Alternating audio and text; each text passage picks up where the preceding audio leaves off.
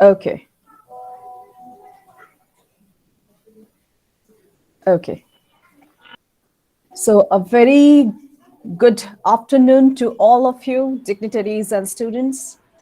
I am Shantika Sain, and I extend my warm welcome to you all for this virtual lecture series. Today is the third day, and we are having wonderful sessions throughout. As you all know, this program is arranged by the English Department of Shohit Matogiri Hachra Government General Degree College for Women. And the purpose of this lecture series is to broaden the educational experience of our students by bringing them in contact with the smartest, most engaging, and influential people. We just want to expose our students to vibrant array of people, backgrounds, and ideas. And obviously, by encouraging thought-provoking conversations, we aim at making our students prepared for tomorrow. Let me underscore here that this program is taking place under a very unusual circumstance. The world, as you know, is facing a crisis like no other. And we are still struggling with this unprecedented situation. So, for all of us, this definitely means adapting and rethinking our lives and opportunities. And this is exactly what brings us to our virtual lecture series.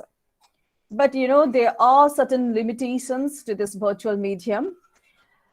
With due consideration to the limitations of virtual medium, I, on behalf of the Department of English, would like to make apology beforehand for any sort of technical glitches that might occur during this session. Education is definitely the passport to the future. And tomorrow belongs to those alone who prepare for it today. It is the most powerful weapon we can use to change our world. With this vision, we all have gathered here.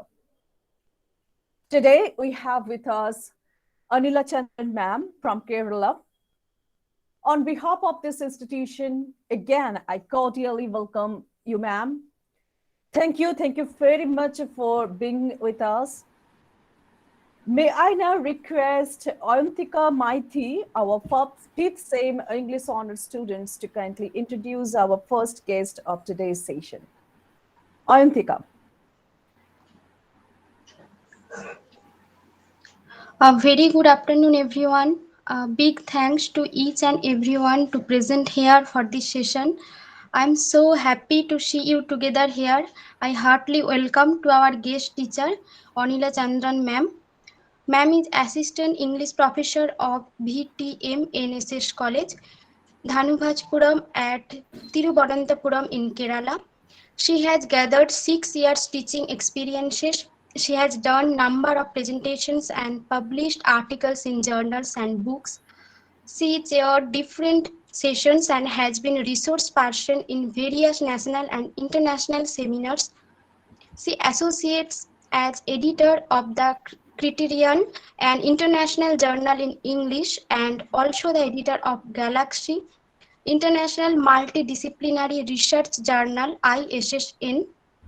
She is a board member of Creative Flight, which is an international peer-reviewed e-journal in English, and also a board member of Newman Publication, a referred and indexed journal approved by National Institute of Science Communication and Information Resources, and Newman International Journal of Multidisciplinary Studies. Ma'am, it is an honorable moment for our college to have your prestigious presence in today's session. And once again, thank you to all of you for your presence. Thank you. Okay, shall I start? Just a minute, ma'am, please. Thank you very much, Ayantika. Anila ma'am is with us today. We are already introduced to ma'am. Her topic of discussion is Old English poetry and prose. Students, as you know, Old English literature, Anglo-Saxon literature is a vast area which encompasses literature written in Old English period from 7th century to the decades after the Norman conquest of 1066. So I'm quite sure that it will be a little difficult to address such a vast corpus of literature within such a limited time span. But students, I would like to request you to be very attentive throughout the session. And ma'am, our students are really very sincere. And I'm quite sure that they will definitely be attentive to your deliberation, and they will be, take this opportunity to enrich themselves in their academic preparation. So now, ma'am, I would like to request you to kindly commence this session. Over to you. Okay, hi dears. Good afternoon to all. So A happy very to good see afternoon, ma'am. happy faces here. Okay, so here I am to talk on Old English poetry. And before that, I would like to thank the authorities of Shahid Matangani Asra Government College, and special thanks to Sayantika, and also Ayantika Maiti, okay, who gave a very big, a long introduction to. Okay, so thanks to all, and so starting. So I don't want the session to be a talk oriented session. It can be. I would prefer it to be a class. Okay, so you can be very free and you can ask questions in between if you want to interrupt, and if you want to ask something, you can just ask. Okay, be very free as you are sitting in a class. Okay, so starting with Old English period. So before going to Old English period, just let me give a brief idea about what the geographical conditions and what made this British literature so important. When we when we are studying something, we always start with this British literature, and usually the question is, why do we learn British literature and what is so important about it? We are Indians, and why do we need to study about this colonial part? And the answer is, uh, British literature has much to say, and British literature has taught us a lot. And what is important about it is how they developed into such an important, what to say, a country. We should not call it just a country, it is an empire. We usually tell it, we don't call it a country, we call it British Empire. And how this small country has become such a powerful country who has colonized us for around 100 years. How did this happen? And that is a story that British literature is telling us. Okay, so when we look at the map, a global map, you can see British means the country Britain to be a very small island, island kind of a thing, situated at the top of European countries, and you can see it is divided by from the mainland by British Isles. And what is important about it is, it was a period when we start this Old English period, we cannot just classify it from here to here, or Old English period, or here to here, Middle English period. You cannot divide it so, but we can tell that Old English period, we have an account of Old English period from Norman conquest onwards. Then what happened before it was a question. So before that, we can see many small kinds of pigs and cells. They are tribal people. They were inhabiting the place there. And this British Isles was in a very secluded position. And you can see the people coming and invading Britain. Okay. Santika, can you just open my slide? Okay, am I supposed to share this PPT with the Yeah, students? yes. It would be Yeah, nice. just a minute then. So Yeah, that they can understand it. follow properly, definitely. Yeah, let me do it, ma'am. Just a few seconds I will take. Yeah.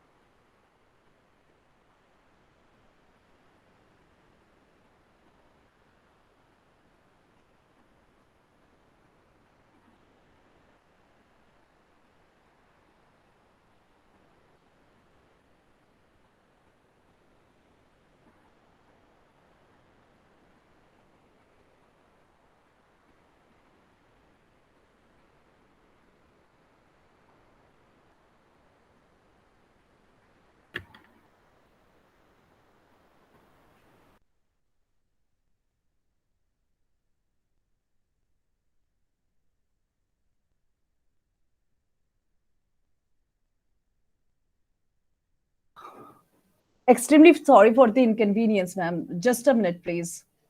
There is certain network issue. Just a minute. I will take a couple of minutes, please. Okay.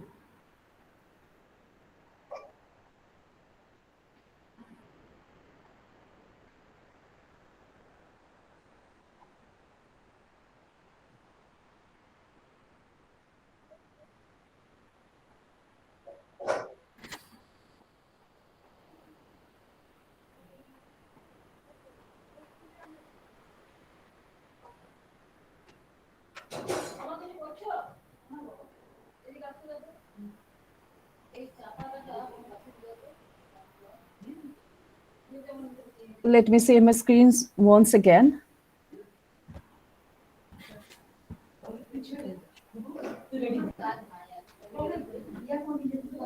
Just a minute, please.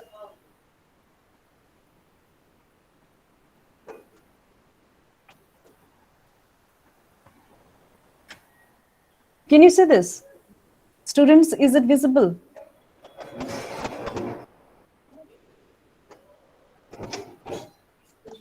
Yeah, ma'am. Yes, ma'am. Okay.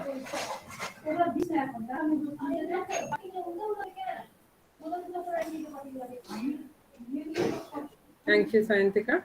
Can we move on to the first slide? Yeah, definitely, ma'am.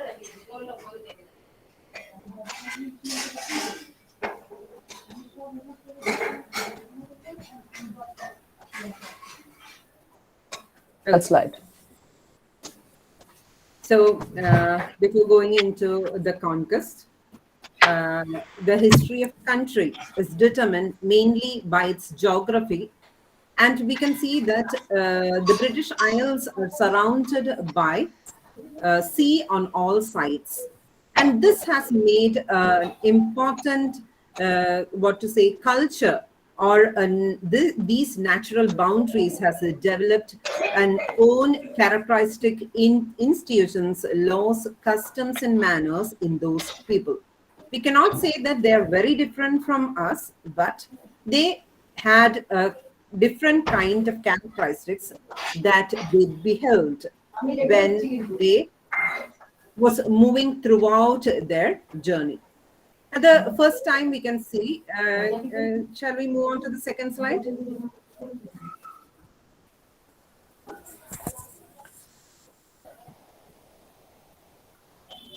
Yeah, we are already in the second slide, ma'am. Okay, for me, this first slide. Okay, it's fine. Okay, So, to Is the it beginning visible? of it, we can see. Yes, yes, it's it has moved to the third slide, Sayantika.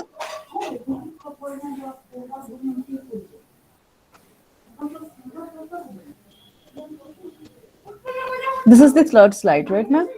Yes, yes.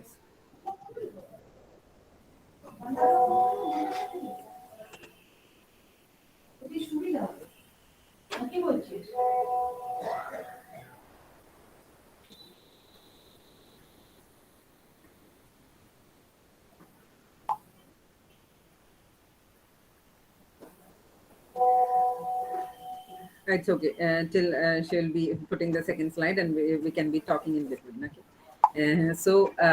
When this British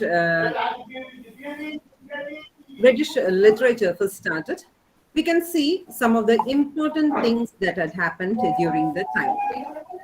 British, as we told, that it is an island surrounded by sea, and the British Channel was a very narrow strip of water that separates England from the mainland.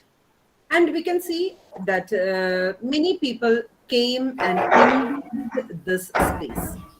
Before we have a little is known of the origin of English literature, though it is reasonable to assume that verse of an extemporary kind was composed long before the period of earliest written records, and that we can be certain that poetry made its appearance long before the first prose was written down. Okay?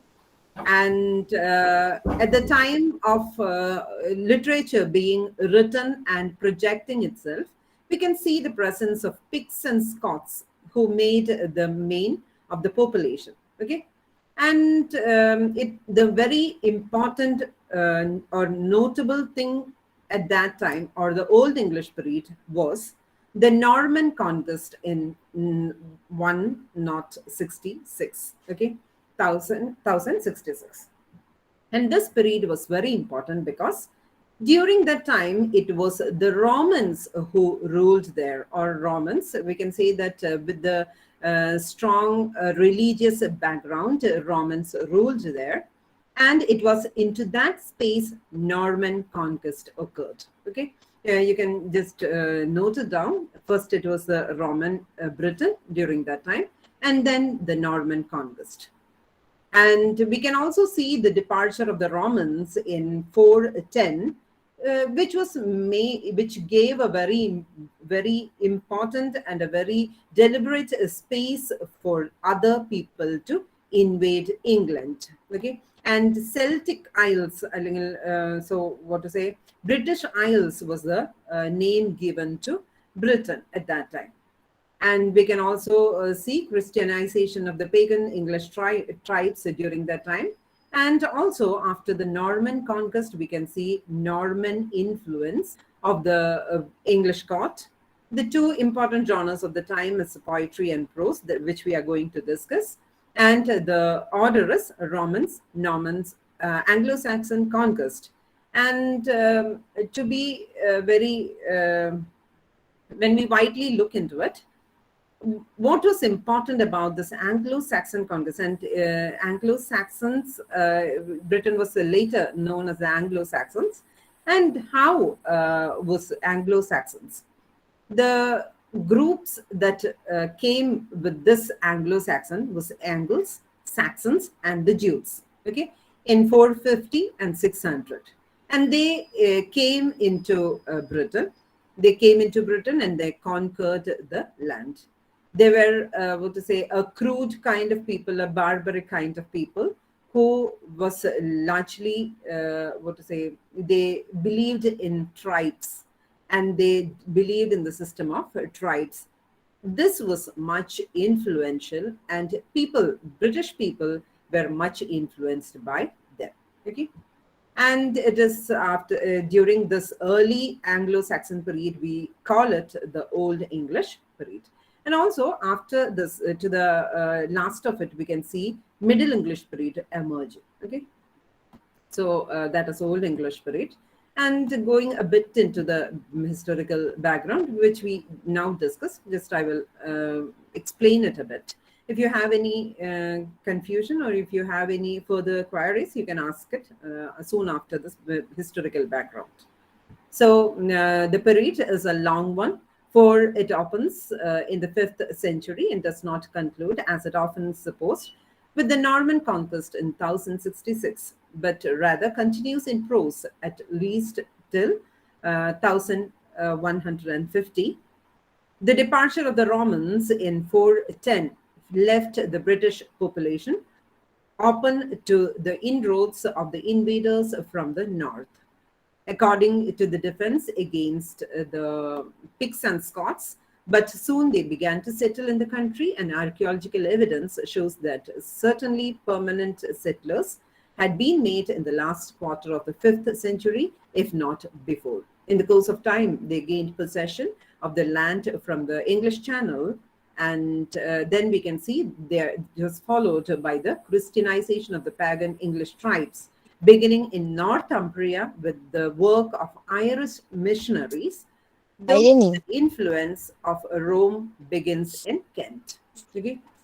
And the Norman influence of the English, which began before the conquest of 1066, all these events had their effect on the literary period. Okay? No, Sayantika, the third slide.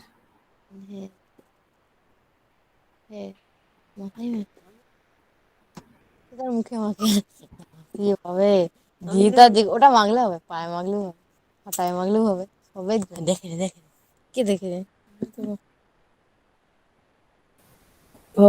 Ma'am, sorry to interrupt. Actually, I'm facing certain network problem. Yasmin, ma'am, our HOD ma'am is here. She is going to present your slides from now onwards. It's okay. Ma'am. Okay. Do you have any queries regarding this historical background of Old English period? If there is, anyone can ask. Okay.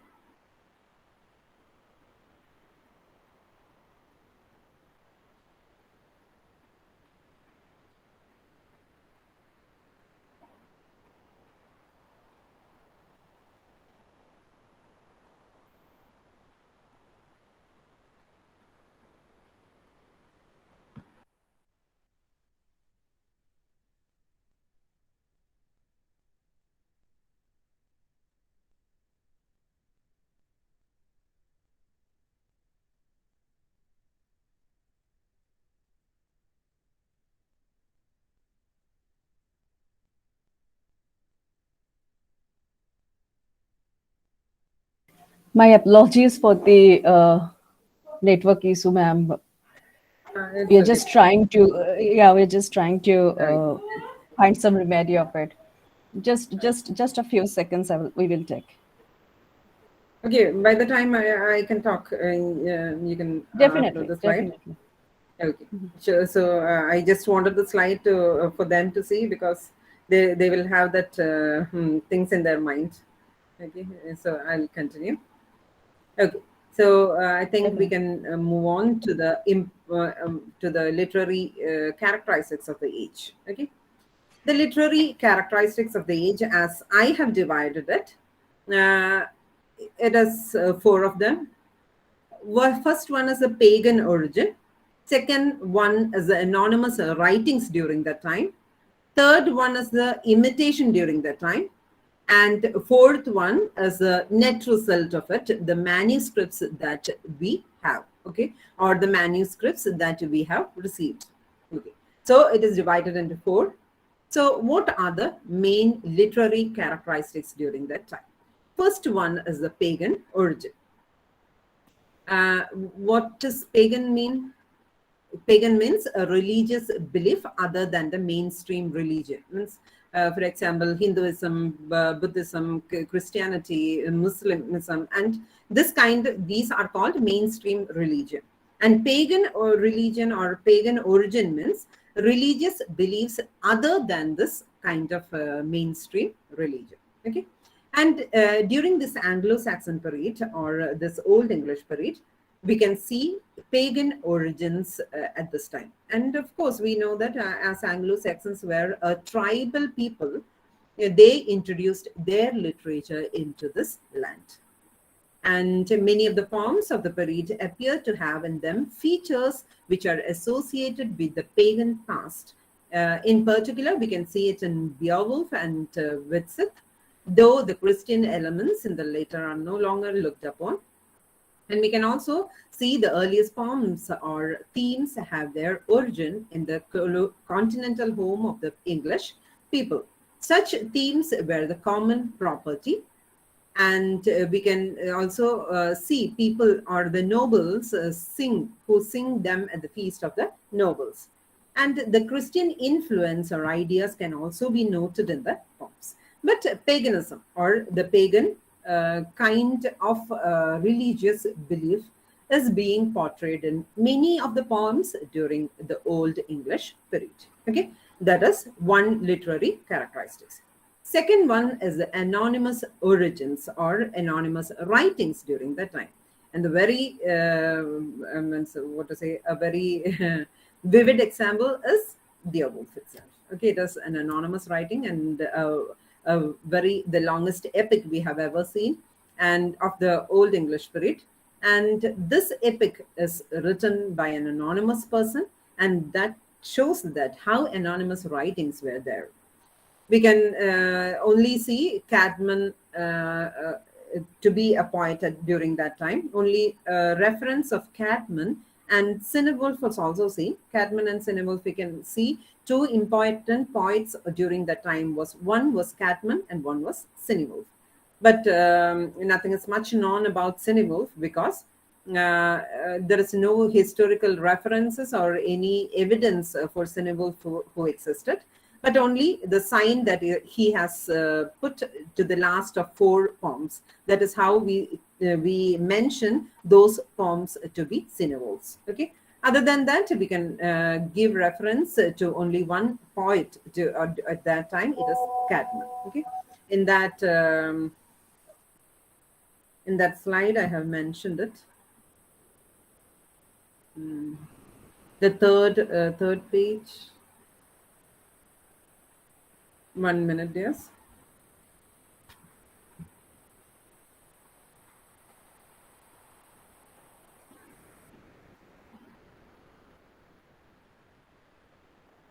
Third page will do.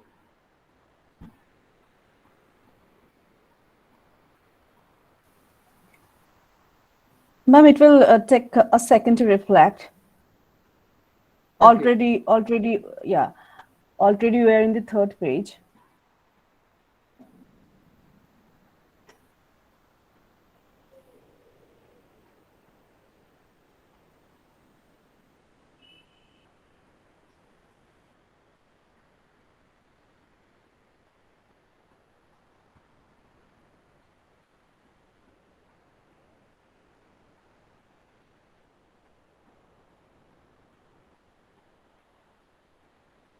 Is it visible for you? Third slide.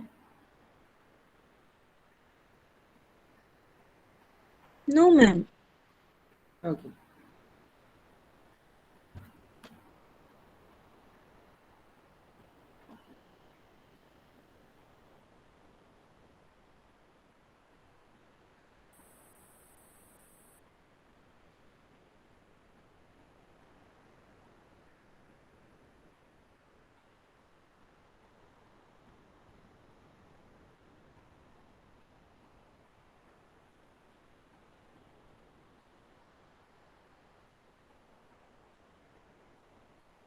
Technical issues, I think.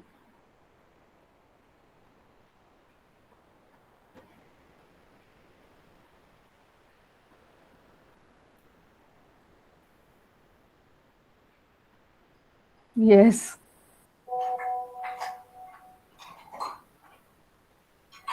Yeah, I think it's visible now. Oh, okay. Okay. So you can see that the pagan origins, I have written it there, pagan origins, religious beliefs other than the mainstream religions. And in Witzit and Beowulf.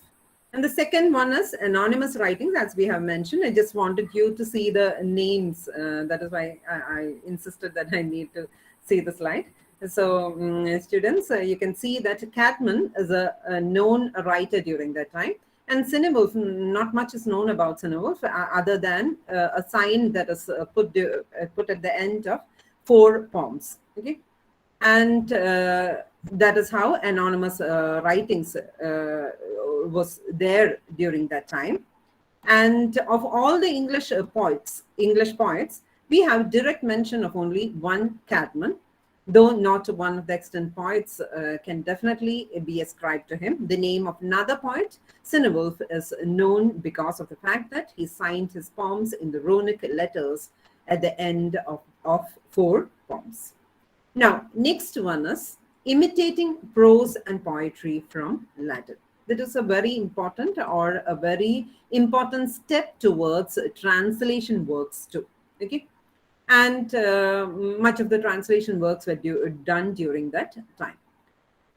Much of the prose and some of the poetry is translated and adapted from the Latin, though the depth of the original varies greatly. The favorite works are from translation were the books of the Bible, the lives of the saints, the various works of a practical nature.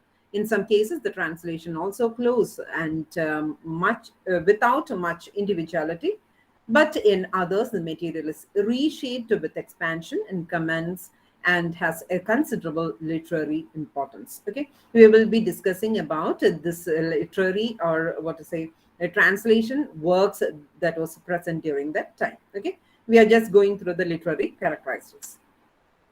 Another one is the manuscripts that survived. Okay, we don't have much manuscripts, but we can see that there are a few that survived during that time.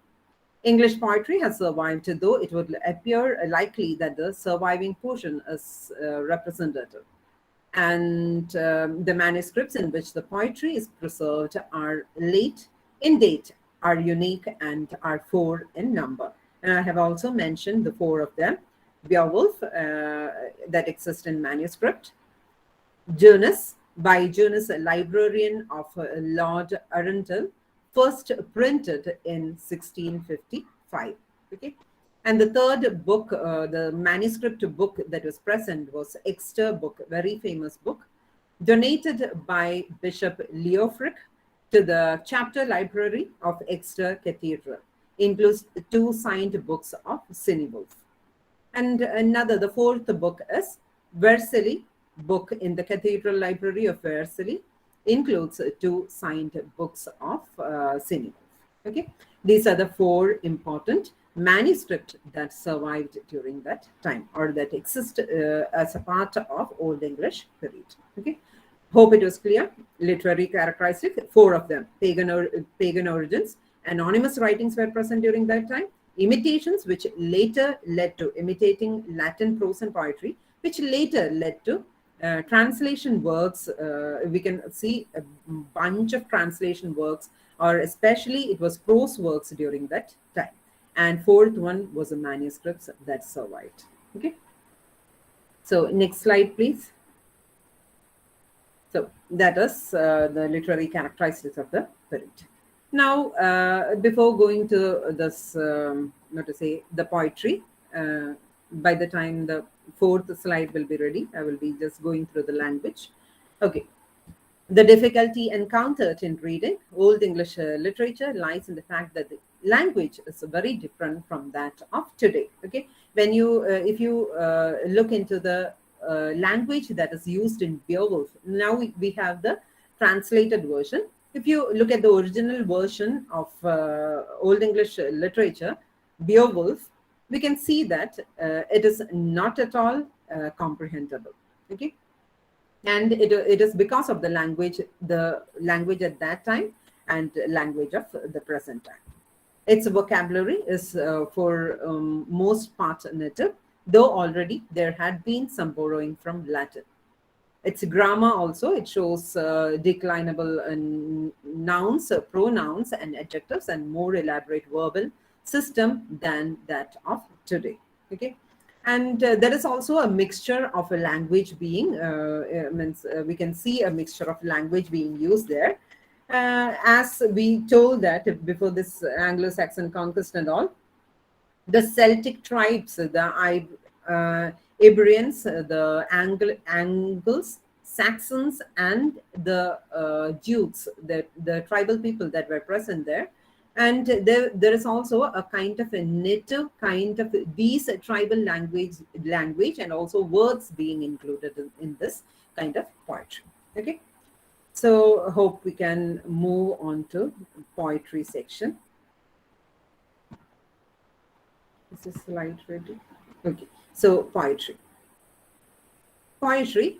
We know that the very important poetry during that time, as of course it was Beowulf, one of the longest epic poetry written during the time.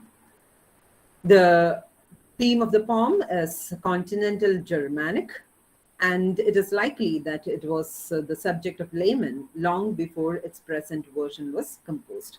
It was written by an anonymous writer, and the story was of the king of Geatus. Okay, and we can tell that there is much in the poem which has to be considered pagan. Okay, we told about the characteristics, the pagan characteristic, and that is much seen in this Beowulf.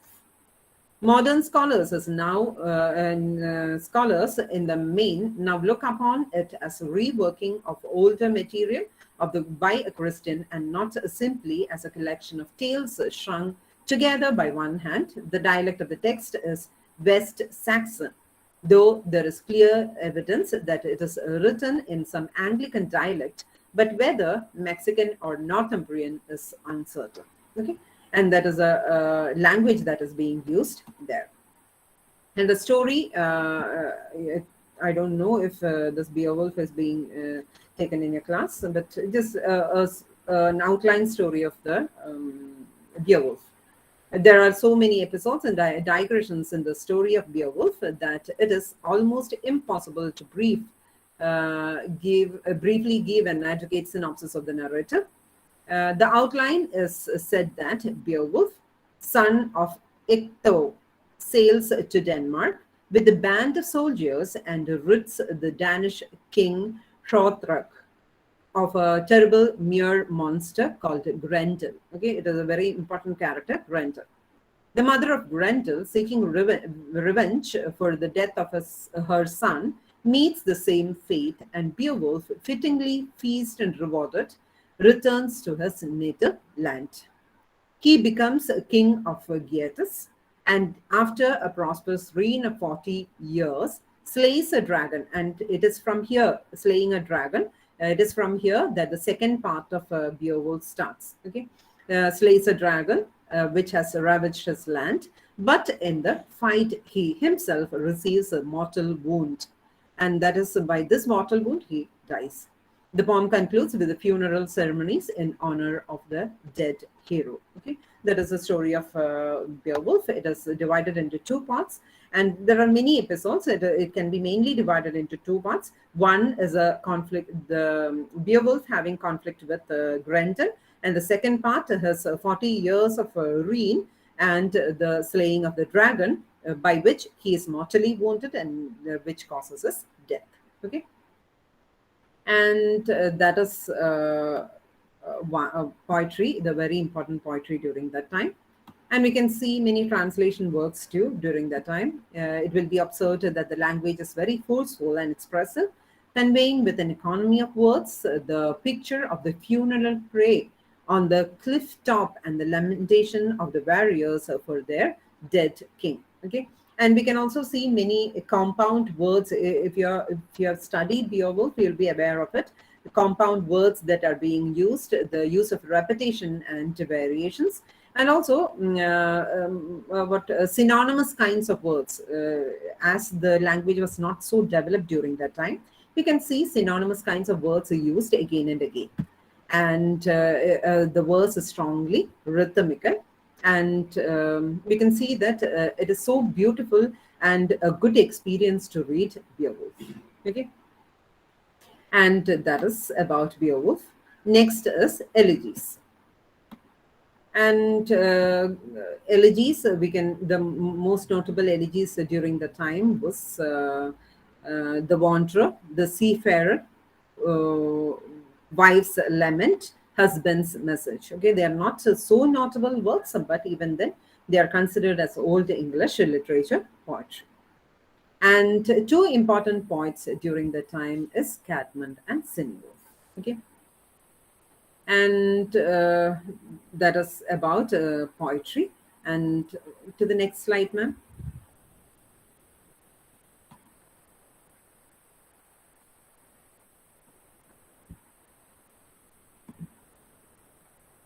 Okay. Between the time, I just like to say something about Cadman and Sinewolf.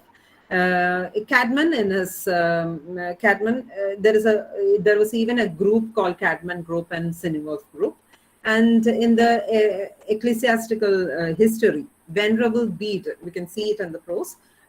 In his work, Ecclesiastical History, he tells the story of a lay brother, Cadman, who, by divine inspiration, was transformed from a state of tongue-tied ineffectiveness into that of poetical ecstasy. He was summoned into the presence of the abbess Hilda of Whitby, became a monk, and afterwards sang of many biblical events. That is how a picture of Cadman is given in Ecclesiastical History by Venerable Bede. Okay, and Cadman, much is not known about the Cadman's poems or the existence of Cadman too. But we are sure about his. There are evidences of existence, and four poems of his is being published in. We have just seen it. It is published in two books, the Exeter book and the Versailles book. Okay, we have mentioned it before. And same is the case of a Sinewolf group too. Okay, there was a group. Four poems contain the signature of Sinewolf in runic characters. And we can also see his poems dealing with biblical characters and also biblical stories. And later, moving on with the poems, The Dream of the Road, it is a very important work that is being that was celebrated during that time. The Dream of the Road, ROOD. Okay, undoubtedly the finest of all English religious poems in its intensity of feeling, brilliance of conception, and certainty of execution. He's really a good poet and a real artist. And his poems had a very strong power of expression, technique, and also real descriptive powers. And that is about poetry. And moving on to prose. Okay, so prose, we find a bit more works on prose. And in any language, when we look at the origin, we can see poetry being the first genre, because there are ballad forms in which you can sing songs. You sing song, you tell us a story, or you narrate a story about a hero through these kinds of ballads. That is how ballads later, when there was a written form, it came into the genre called poetry.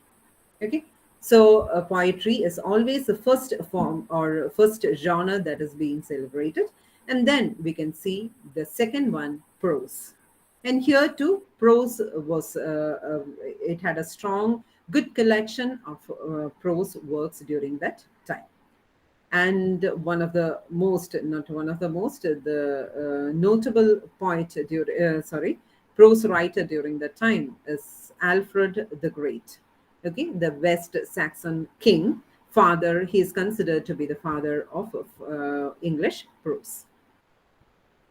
Now, Alfred, though there are some prose writings of an official nature, before the time of Alfred, there can be little objection of the claim frequently made by him that he is the father of English prose.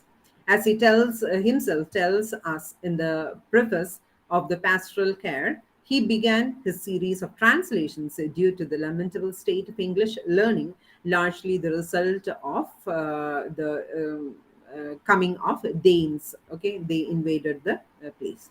Even the knowledge of Latin was declining. So the king, in order to encourage learning or among the clergy, translated some popular books into his own tongue. These works are his contribution to our literature. Okay, that was a very important translations during that time.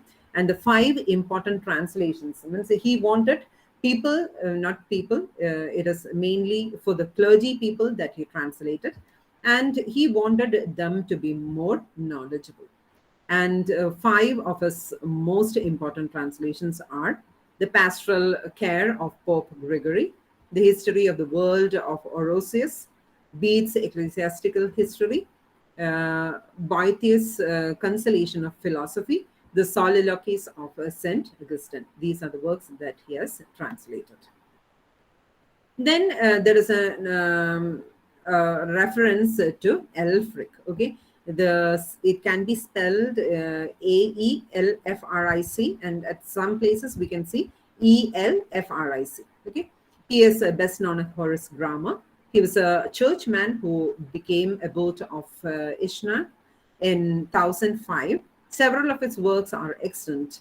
The Catholic Homilies, the two series of sermons suitable for delivery by priest, the third series of Life of Saints, and also one more, the Colloquy. Okay, and his Colloquy is of great interest as a dialogue between the master and pupil, not only from the literary but also from the historical point of view. Okay, main three works of Elfric. Okay. Next, another person who was noted during that time was Ulfstan. Ulfstan was a bishop of, it is a combination of the bishop of, he was the bishop of Worcester and Archbishop of York. Several of his signed homilies survive, and there are many more which are believed of good evidence to be by him. His most famous piece is the Sermo Lupi ad Anglo, which is typical for its sheer force and vigor. It's a repetition of ideas and the alliterative nature of its style. It is affluent and powerful. Indeed, Wulfstan must have been a most brilliant preacher. Okay. And now comes the very important prose during the time, the Anglo-Saxon Chronicle. It dealt about the conquest that was occurring during that time, and it was a story about the William the Conqueror, written or being influenced by Alfred himself. It is also considered to be the first vernacular history of any Teutonic people. Okay. And what is important about Anglo-Saxon Chronicle is Anglo-Saxon Chronicle was a prose writing that had that can be seen in many manuscripts. Various number of manuscripts can be seen, and here it dealt about William the Conqueror. But while explaining William the Conqueror, we can also see what Britain was at that time, or what Anglo-Saxon period and Anglo-Saxon British Isles was at that time. It gave a vivid picture of the society at that time. And it is also now considered to be the historical book of England during the Old English period. And as is to be expected, the style varies from prose writing, simple simple passages, to long narrative descriptive passages. And this made this Anglo-Saxon Chronicle to be viewed as a historical work too. And another one is Venerable Bede wrote in Latin, Ecclesiastical History of English People. There is a book, and we can see that this Ecclesiastical History of English People was later translated. And this is much about the poetry and prose of the time. And we can also see that there are many small poets, and we don't have much means what to say evidence of those poems or the authors of those poems. So we are just leaving that. And this is the total style or the total engravings of what prose and poetry looked like during that time. Okay.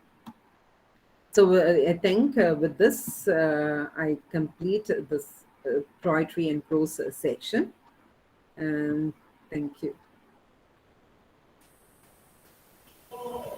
If you have any queries, you can feel free to ask.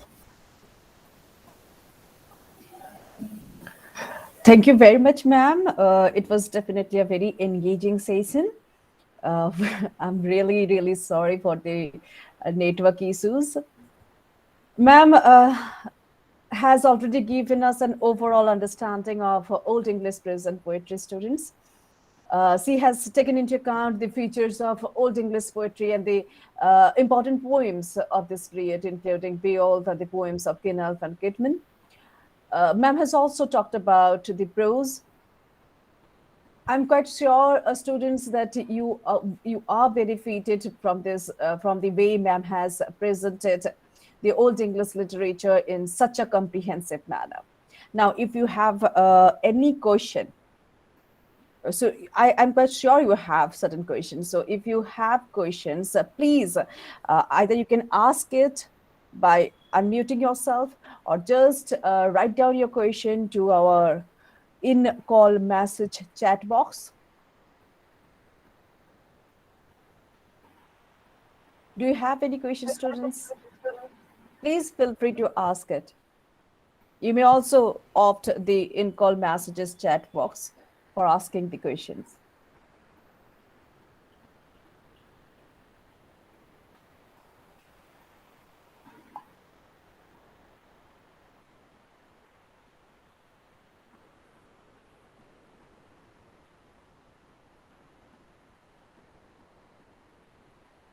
Feel free to ask. Okay. Or if you have Yeah, feel understood free it to ask. clearly, you can just tell that too. I would like to hear your feedback.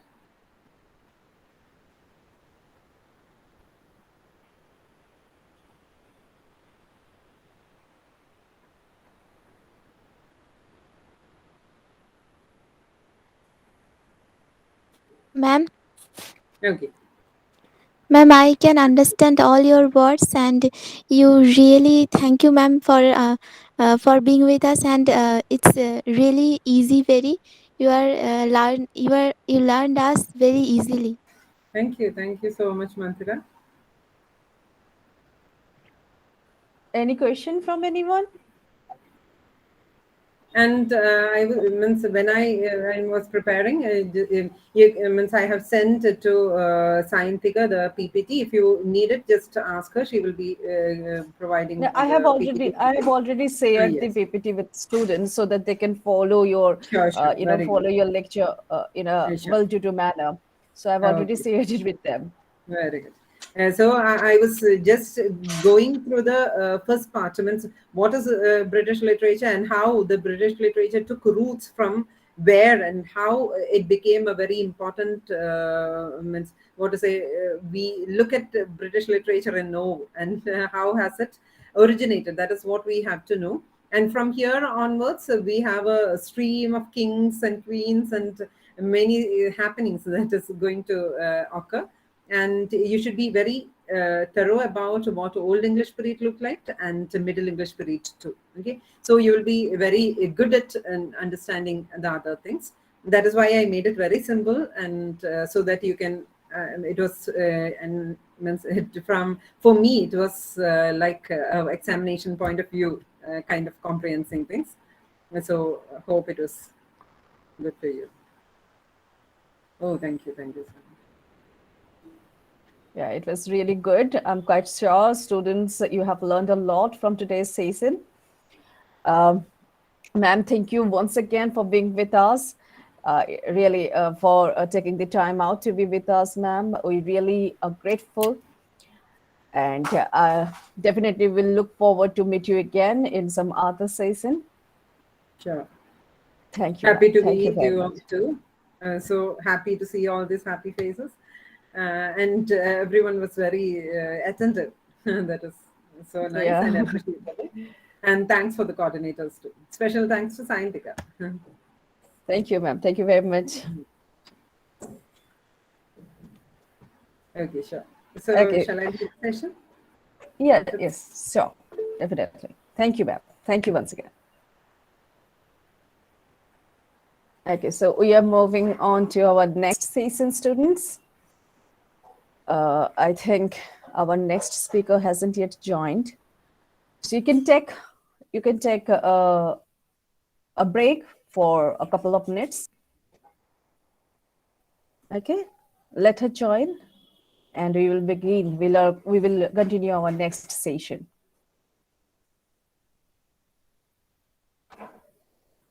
Please don't leave. Please don't leave. Stay with us. Stay with us. She'll be with us in a minute or two. I don't know how many first year students are with us. How many of you are here?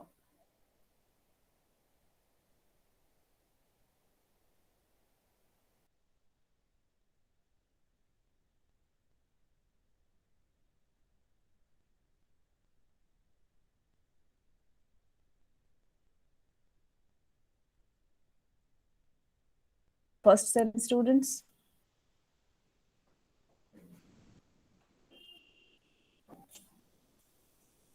Yes, ma'am. Yes, ma'am. Yeah, I can see Mundira alone. Pritisa, okay. Rosina, are you here?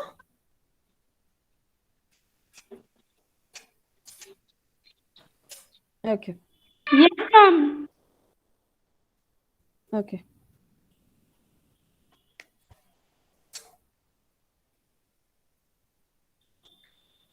Chilam will be with us.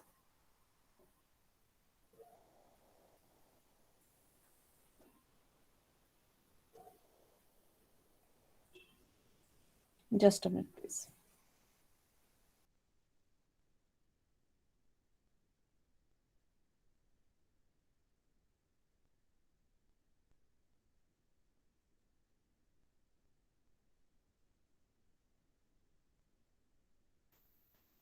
Chilam has already joined. We can definitely move on to our next session. Our next speaker is Jilam Ganguly. She is a scholar. And I now would like to request Rosina Yasmin, our fifth same English honor student, to introduce Jilam. Rosina. Yes, ma'am. Very good afternoon, everyone. Thank you each and every one of you for being with us today. We are pleased to be able to welcome all of you on behalf of the Institute Shohid Matungini Hazra Government College for Women. I cordially welcome our guest teacher, Jhiram Ganguly ma'am. Ma'am has completed her graduation with honors in English from JK College, SKBU, Purulia, as the recipient of gold medal and recently completed her MA in English from Banaras Hindu University. Her areas of interest include Indian writing in English, post-colonial literatures and cultural studies. Ma'am, it is honorable moment for our college to have you with prestigious present in today's class. Once again, thank you everyone. Thank you very much. First of all, I would like to say that I'm not yet a scholar. I've recently completed my MA. Uh, uh, a very good afternoon to respected dignitaries and each and every participant who have tuned in for today's virtual session. Thank you. At the Thank you very beginning, I would like to convey my heartfelt very gratitude. and conceptual. So let us see Sorry? in detail how Greek actually influenced the Greek English language. Hello, Jilam, can you hear me? Yeah, totally. Okay. So I am just trying to give a brief description of what you are going to do today. She's going to, as I told you, she's going to provide us insights on Greek influence on English language. I would now like to take the liberty to request Jilam to kindly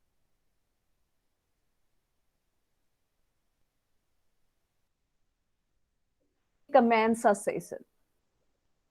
Jilam, over to you. Yes, thank you very much. At the very beginning, I would like to convey my heartfelt gratitude to respected dignitaries and each and every participant who have tuned in for today's virtual session. Uh, a special thanks to Dr. Vijay Krishna Roy, Principal, Shohid Matungiri Hajra Government Degree College for Women, Dr. Yasmin Chaudhary ma'am, Head of the Department of English, Professor Shantika ma'am, and each and every faculty member who are associated with the department. Thank you very much uh, for inviting me to share my thoughts today. And I would like to share that it's a privilege to be a part of this wonderful session. And at the very beginning, I'd like to submit that I'm much a novice in this field since either though I have just been listening to webinars and all talk sessions. This is the first time that I'm delivering a talk. So I'd like to submit myself that I'd like to beg pardon in advance uh, if any sort of discrepancies or shortness is felt while at the time it is going on.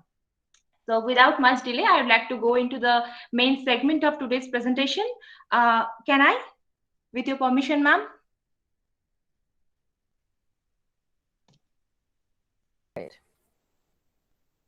Okay, but before that, Your video is yes, some actually we cannot issues are. see you. Yeah, we cannot see you. I don't know what's. Am I visible? Yeah. No, not yet. Not yet. Actually, There might I be don't some know. I'm network facing some issues, issues. The Chiladu. camera is Don't not being worry. opened. It is denying. It is denying my access to the camera.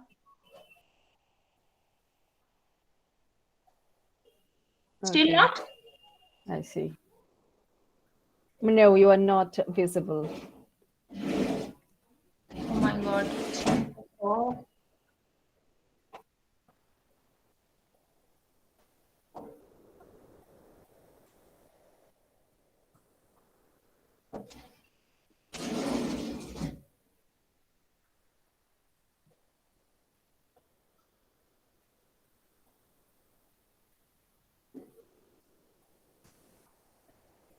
Yeah, students, please keep your video on.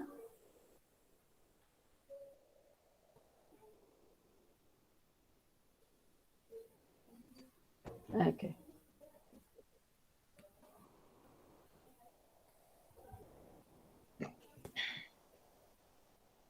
Actually, I have recently installed an antivirus and which is, I think, blocking the web camera. It is denying the access. Okay, it's no issue, Jilam. Just go ahead to your presentation. Okay. No, actually, if the video is not on, then how can I share the screen? Okay, let me see. I think that would not be a problem.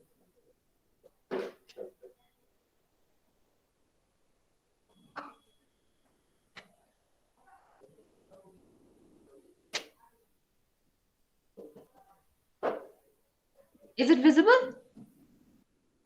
Yes, it is. It is? It is, Jilam. Yeah. Okay.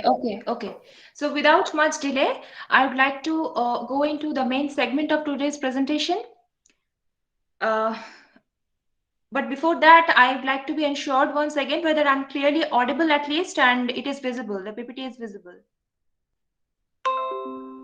The PPT is clearly visible and your audio is okay. It's clear. There's no issue with your audio. Okay, thank you. Okay. So, as the title of the topic stands, Greek influences on English language. Therefore, we would primarily be dealing with English language, of course.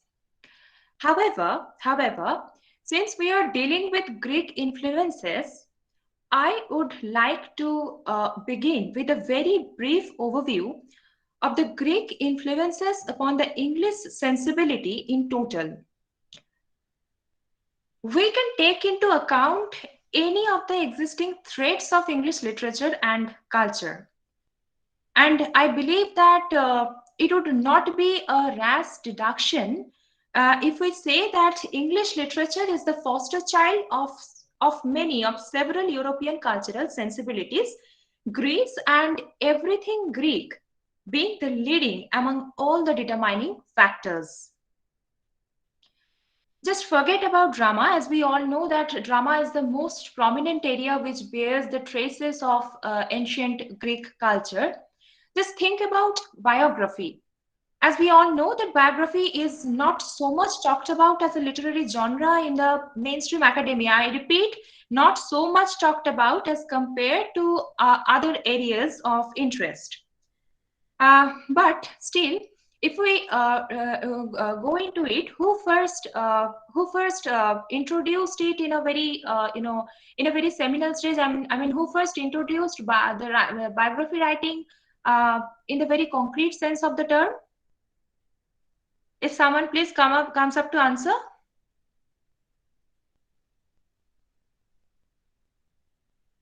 Okay, it was Plutarch, none other than Plutarch, whose parallel lives is still regarded to have influenced the legacy of biography writing and to a certain extent even history writing. And we all know that it later on proved to be the ready reckoner for even William Shakespeare, who actually took resort to Plutarch's parallel lives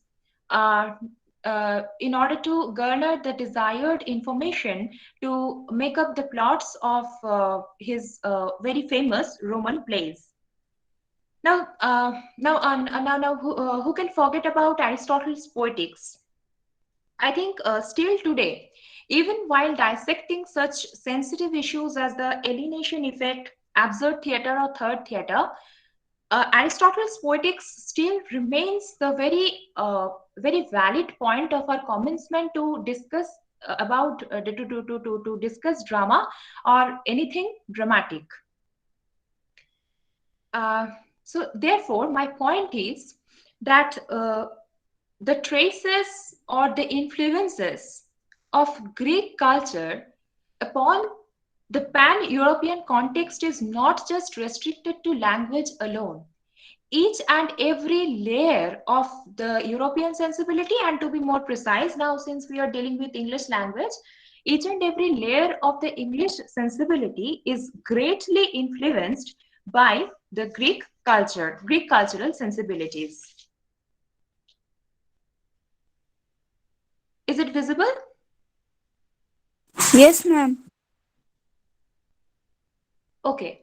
Now, it would seem strange that why should I begin the presentation with this odd slide? I mean, something, a quote from Julius Caesar.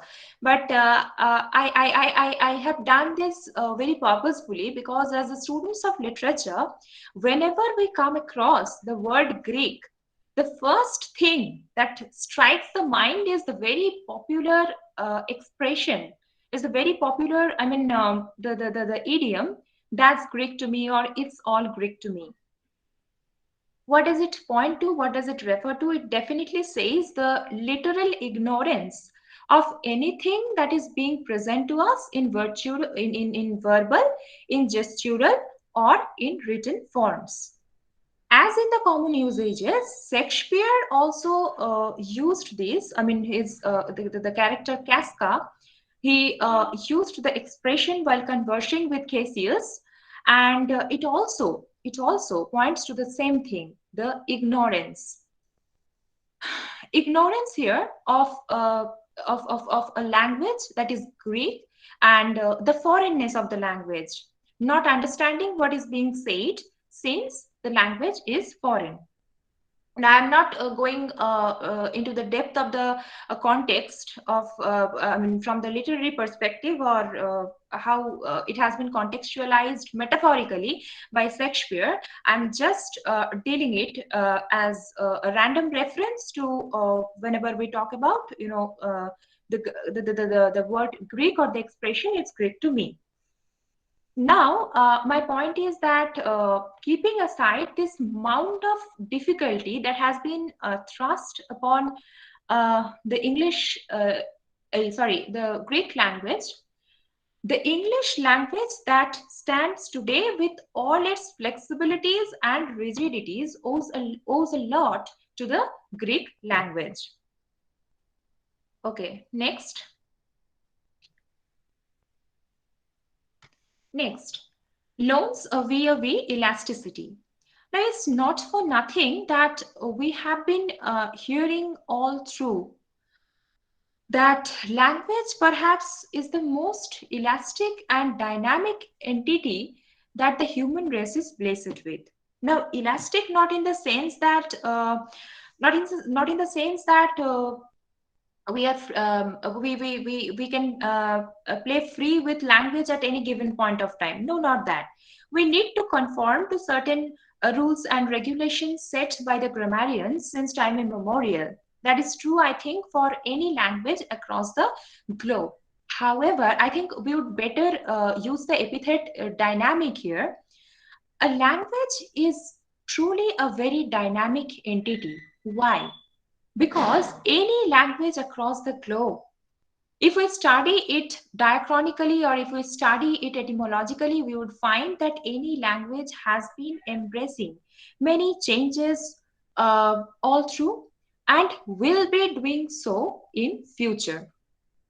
Any language is open, is vulnerable to importations, borrowings, collecting or gathering words, expressions, and many other things from any foreign language, any other language that is that it chances to meet upon. And that's why I have included the word elasticity over here.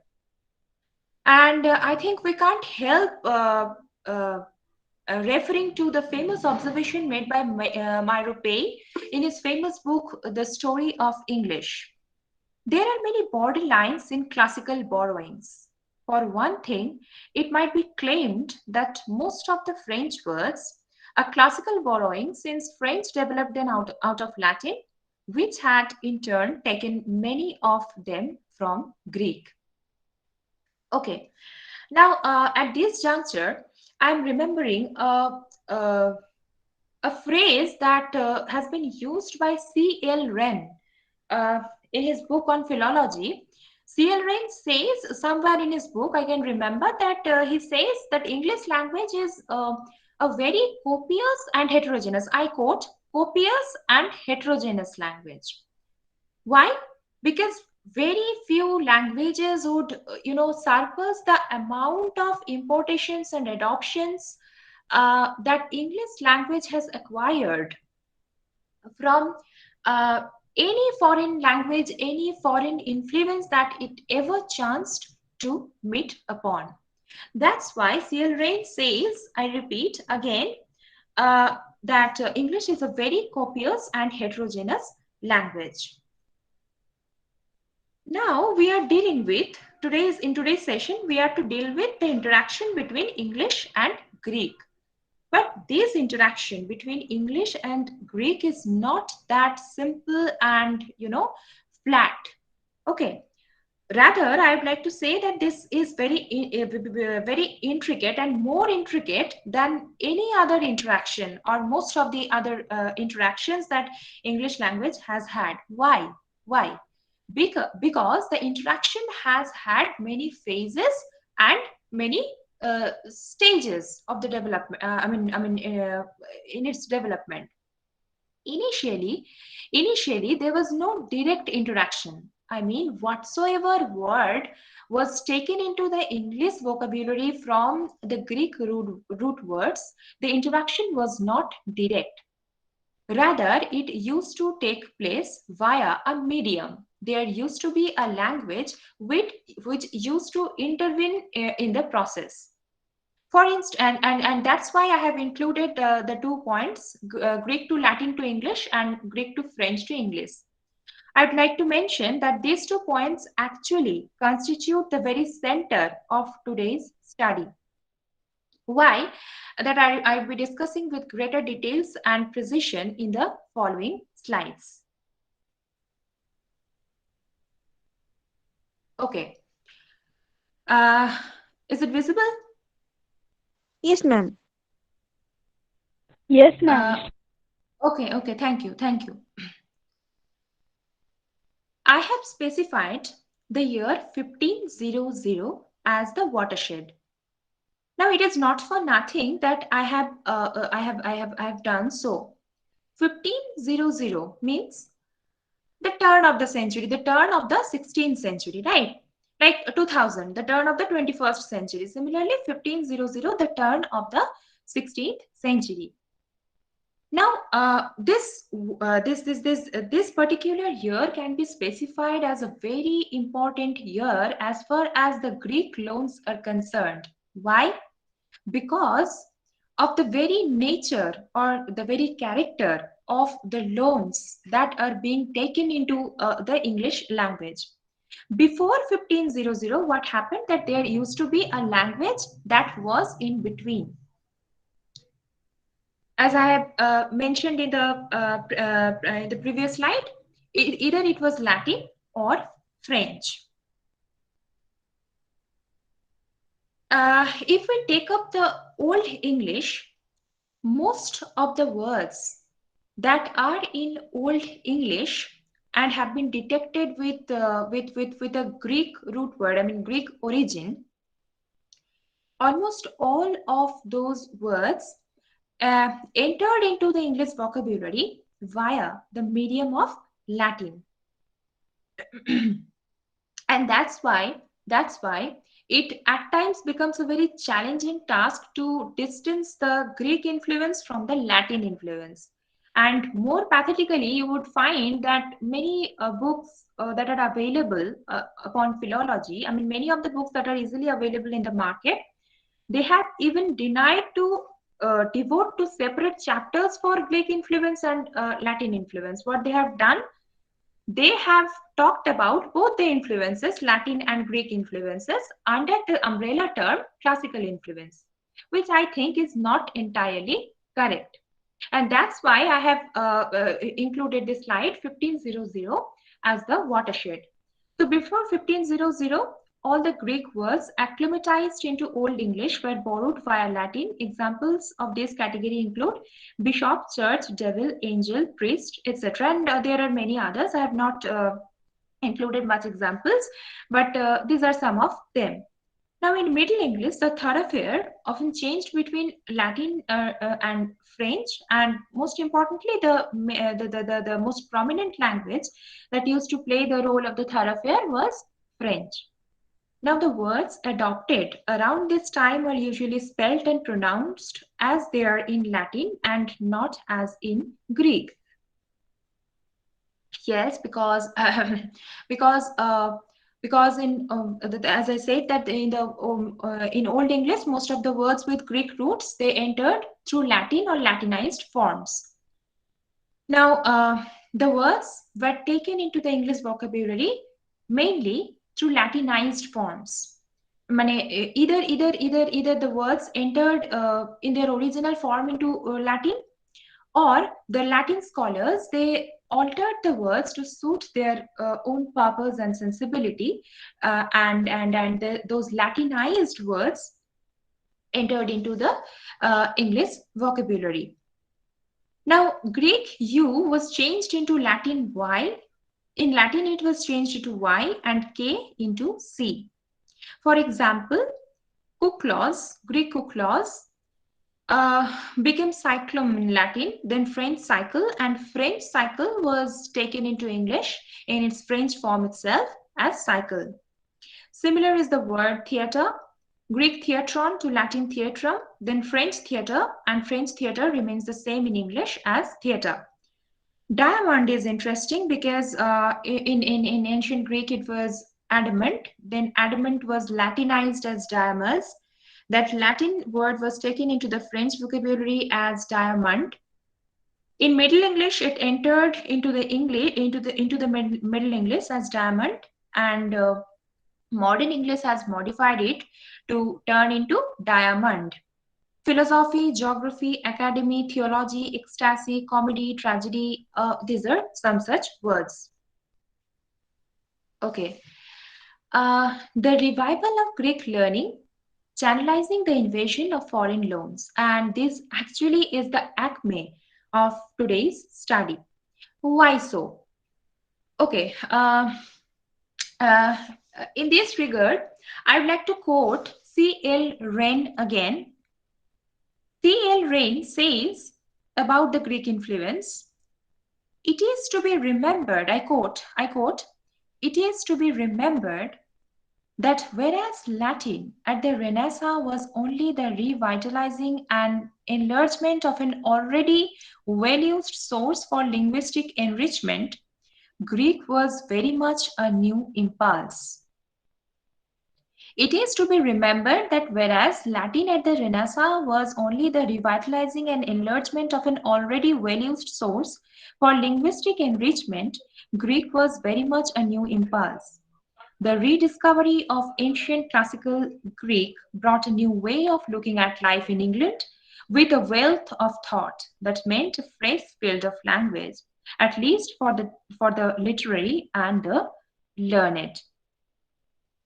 And with a single stroke, I must say that C.L. Wren here also brings in the very burning controversy that whether Latin influence is a hindrance or a help for the English language, and that's why he says that Latin influence or Latin loans have definitely added to the linguistic enrichment, whereas the richness of the classical Greek learning or the richness of the classical Greek texts, the revival of that learning has brought in a new scope of looking into the language in a completely different way.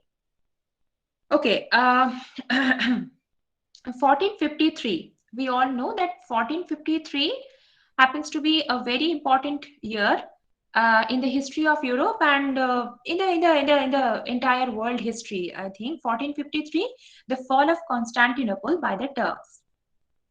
What happened? This event actually led to the spreading of the scholars all across Europe, and as a result, Greek learning was being introduced in various universities all over Europe, and scholars started from this point onward. Scholars started to adopt the Greek words in original form. As nearly, they started to reproduce the words with the same pronunciation or spelling, or as near as possible as they were pronounced or spelled in the Greek language. Many words of the Greek vocabulary entered directly into English without the intervention of Latin or French. And this is the best part of this revival of Greek learning. Examples include such words as acme, apotheosis, anachronism, pathos, pandemonium, dogma, clinic, etc. Therefore, knowing Greek and being able to reproduce the Greek words and expressions in original form became the new symptom of pedagogy, of pedantry. And that's why I have said that pedantry and pedagogy of the scholars played the instrumental roles in this regard. Okay.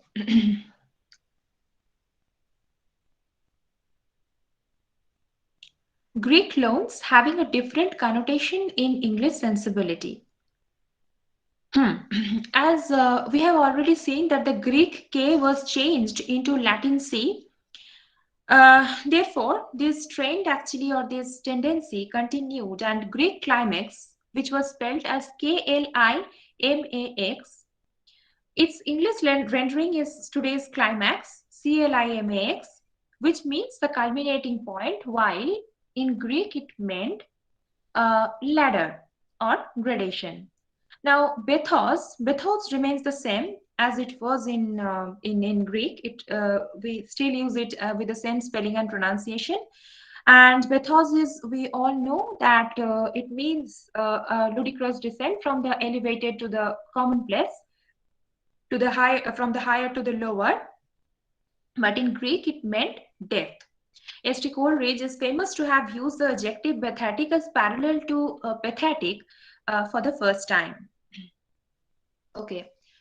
Now, actually, the Greek language that has been the citadel, the haven of jargons. Still, many languages that are, many words that are used in English to refer to a particular, that are used as particular terminologies or technical terms were all taken, or most of them were taken from Greek. Now, words with Greek origin pertaining to the realm of drama. Drama itself is one such word. Tragedy, comedy, melodrama, climax, catastrophe, prologue, dialogue, all these are detected with Greek root words or Greek origin. Now, Greek words pertaining to the realm of medical sciences, pediatrics, psychiatry, psychology, and names of the multiple disciplines of science modeled or fashioned after the Greek language: physics, psychology, zoology, botany, etc. Actually, the Greeks studied language very systematically, the way they did, almost all other areas of the human sensibility and consciousness. The ancient Greek scholars, they even endeavored to study language very logically. In this regard, we can refer to Plato's Cratylus. Plato's Cratylus is concerned with the etymology or origin of words, and there at one juncture, Plato gave rise to the long-standing rift between the analogists and the anomalists. Analogists who believed that the language is regular and based on logic, whereas anomalists advocated that there is no regularity in the words, that is, language is irregular and the properties of things are not related to the words which are used to name them. And as we all know that this debate, especially what the animalists say, this debate was at a very nascent stage, and which was given massive maturity and grandeur with by Ferdinand de Saussure in a completely different form and disguise, where he says that the relationship between the signifier and signified is completely arbitrary, and there is no intrinsic relationship between the word that represents and the thing that is represented. Okay, next. Words formed by the process of joining. Joining is one of the, linguistically speaking, joining is one of the most popular and effective methodologies by which new words are coined. There are different aspects and processes of this joining, like compounding, blending, some such processes. Uh, Now, by the process of joining, many words have been coined or many words have been included into the English vocabulary. For example, a lot many Greek words have been anglicized by joining them with Latin suffixes. For example, Greek phenomenon has been added to the Latin suffix all, and therefore the new word coined in English is phenomenal.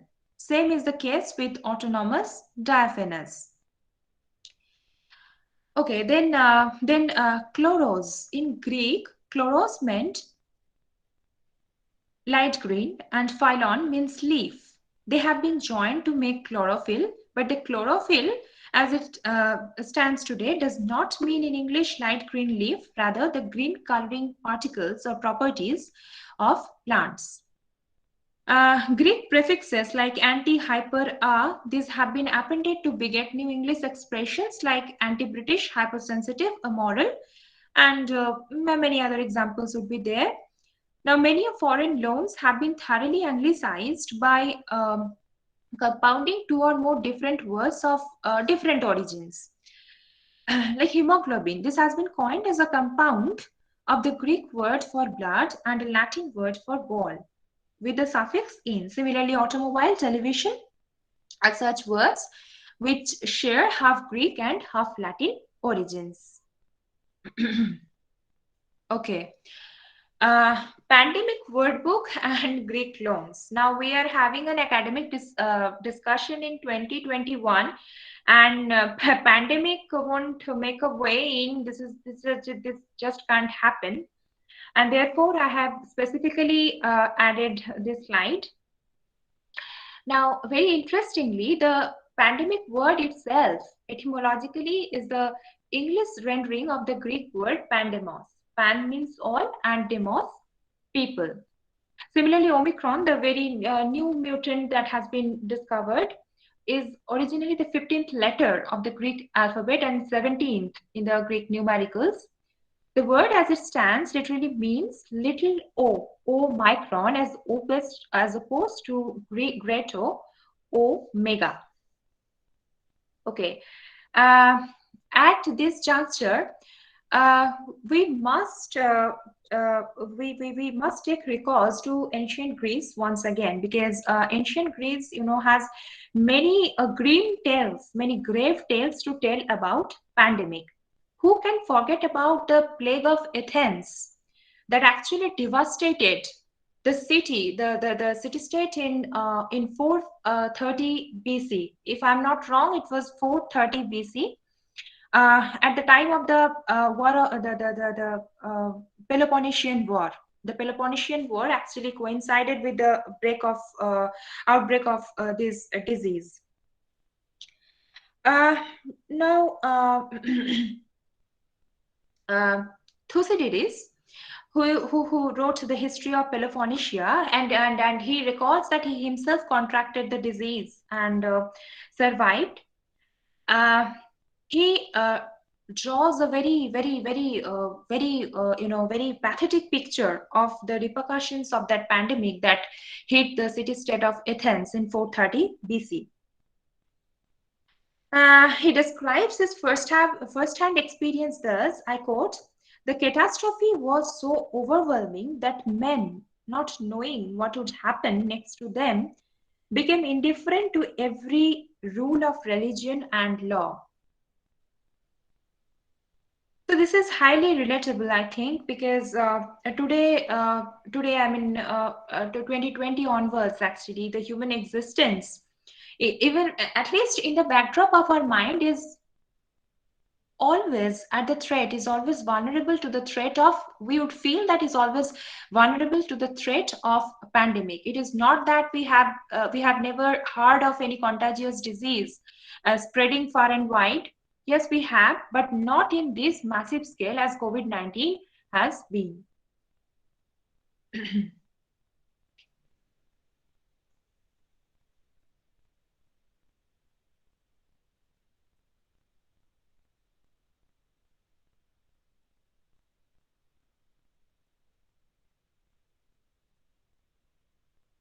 Okay.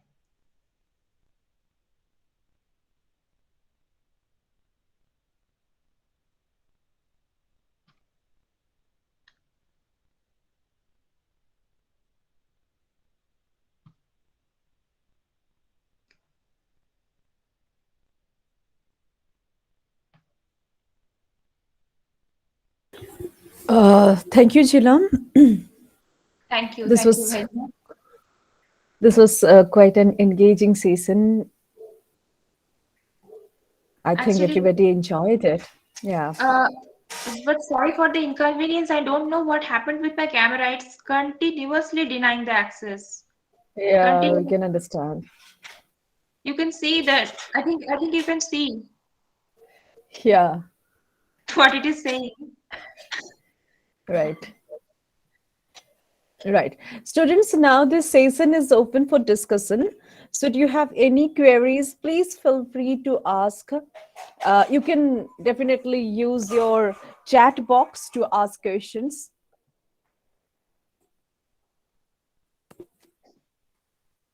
Use chat box. Otherwise, you can definitely unmute yourself. Yeah, sure. I have already shared the PPT and I will send it to your ma'am again and she will share it with you. Sure, you definitely can find the PPT. Okay, okay. Thank you. Thank you, Any Hanifa. Thank you, Hanifa. any questions, students?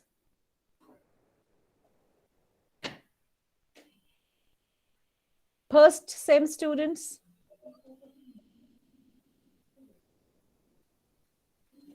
Any question from your end?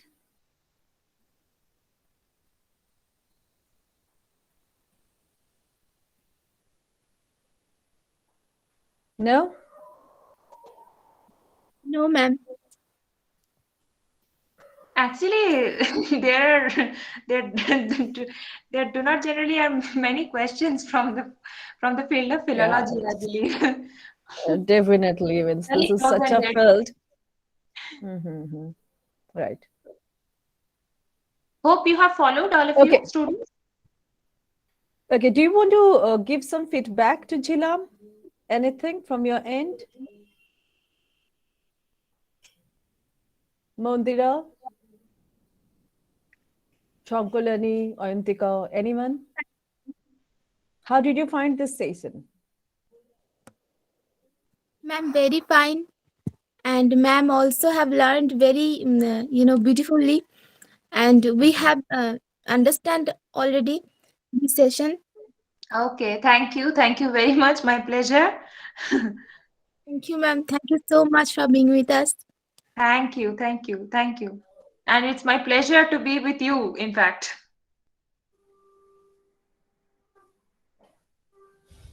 Okay. So we are moving towards the end of it.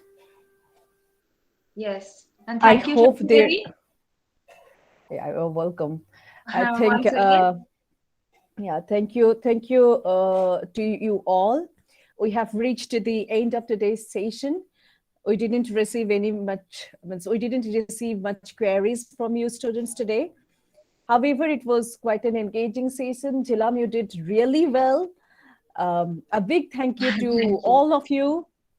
A big thank you to you too, Jilam. Thank you for being with us. And And thank you for once again, thank you for inviting me. As I have said, this is the first time that I have delivered my talk, and I beg yeah, and you pardon if did any sort really of well. You did really well, I must say. thank you, thank you. But just I'm feeling bad because I don't know what happened with the camera. I should have Yeah, it would looked have into it been really before. good to see you. Yeah. Yes, yes, yes. Uh, I think one thing we can do, at least for my sisters actually. I'm leaving from here and I'm rejoining from my cell phone. I think since with my PC, the problem I'm facing with the PC. I Should I? think no, it's not needed anymore, Chilam. Okay, Means okay, we are already towards the conclusion. We are moving towards the conclusion of today's session. So okay, okay. yeah, and this is a recorded version, and we generally don't record the question answer session. So we have already since reached the end of it.